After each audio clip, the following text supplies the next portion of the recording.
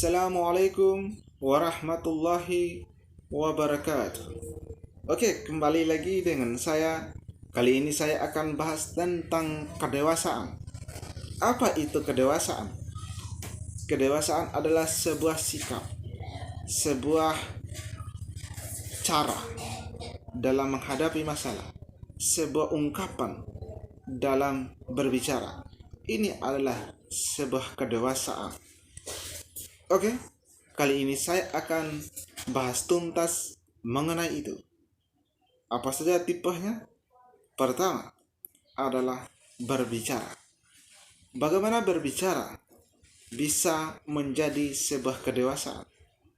Kita tahu bahwa banyak orang yang berbicara tanpa memikirkan. Bahkan ada orang yang berbicara semaunya saja. Maka sehingga saya meletakkan berbicara sebagai bentuk kedewasaan. Kedewasaan bisa dilihat dari berbicara.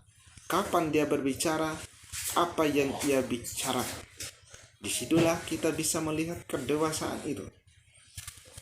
Kapan? Artinya dia tahu mulai dia berbicara saat dan waktu yang semacam apa. Kemudian untuk apa yang ingin dia bicarakan adalah untuk mengatur sehingga dalam berbicara tidak buang-buang kata-kata, tidak buang penyampaian, namun pada intinya, namun pada poinnya, tanpa harus menghilangkan esensi dari yang ia bicarakan. Kemudian untuk kedewasaan selanjutnya yang bisa kita lihat adalah dari sikap. Bagaimana sikap seseorang itu bisa kita lihat dan itu mencerminkan kedewasaan. Ketika dia bergaul dengan orang tua, bagaimana sikapnya?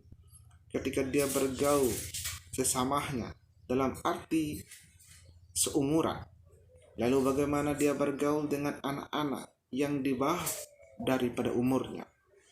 Ini bisa kita lihat sebagai bentuk kedewasaan. Karena kadang orang bergaul seperti anak-anak kepada orang yang remaja atau seumuran. Dan juga bergaul kepada orang tua dengan sikap anak-anaknya.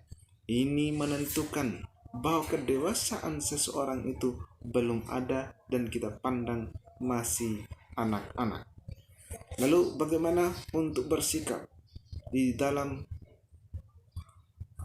bentuk tingkatan umur ini?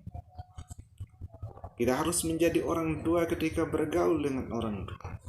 Kita menjadi seumuran ketika kita bergaul dengan seumuran dalam bentuk sikap. Begitupun bergaul dengan anak-anak. Kita tidak mungkin menjadi orang tua, menjadi dewasa dalam bersikap sedangkan kita bergaul dengan anak-anak. Inilah bagaimana kita menentukan sikap dalam bergaul ditentukan oleh tingkat umur, tingkat ketuaan. Kemudian untuk terakhir adalah bagaimana mengatasi masalah. Banyak sekali orang ketika ditimpa masalah, mereka marah, mereka emosi, mereka menyesal karena telah mengalami masalah yang semacam itu. Tapi kita harus tahu bahwa orang dewasa akan menghadapi dengan tenang, tanpa harus marah-marah, tanpa dengan emosi, karena dia tahu bahwa ketenangan bisa menghadirkan solusi dan kita harus menghadapinya dengan kesabaran. Maka inilah orang dewasa dan itulah tipe-tipe orang dewasa. Terima kasih. Sampai jumpa lagi di lain kesempatan, tentunya dengan pembahasan-pembahasan yang menarik dan mudah-mudahan pembahasan ini bermanfaat untuk saya sendiri yang paling utama dan untuk Anda juga. Semoga kita menjadi orang dewasa karena memang menjadi orang dewasa sangat penting dalam beradaptasi kepada sesama. Terima kasih. Rabbana ya Rabbana.